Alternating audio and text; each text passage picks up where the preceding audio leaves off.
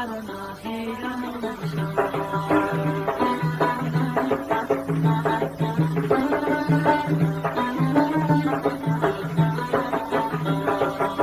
Eski göylerinden ılkan bir kuşam, umar bakışlarına heyran olmuşam. Eğmedim kalbimi yoklayan güzel, seni çok gülmüşem, pişman olmuşam. Eğmedim kalbimi yoklayan güzel, seni çok gülmüşem, pişman olmuşam.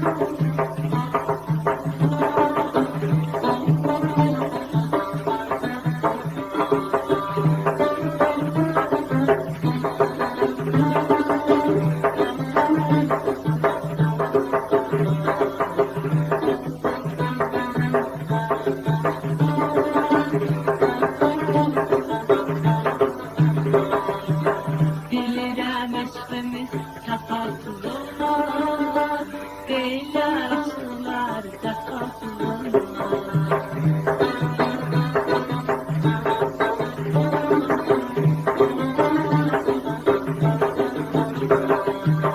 Bilirəm eşqimiz tapasız olmaz, deyirlər aşıqlar tapasız olmaz.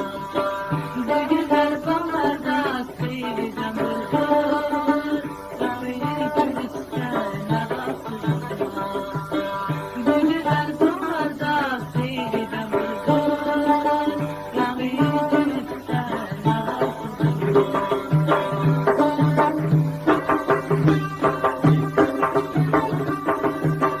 Ayrılık yamandı, mən necə dedim, yar gələn yollarda qalıb gözüm.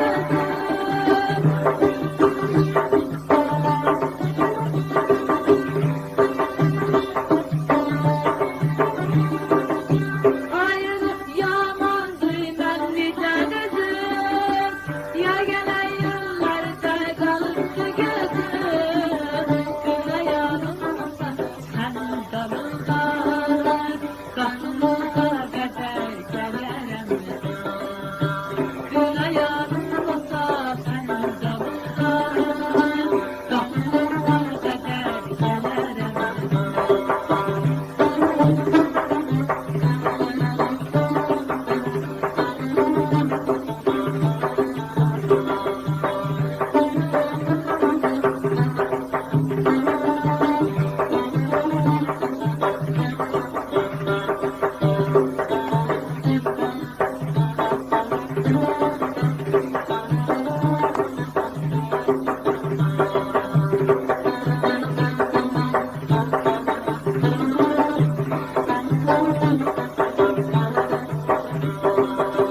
Tamam aşıkların budur meramı, hüznün hayatlara yandı tutar.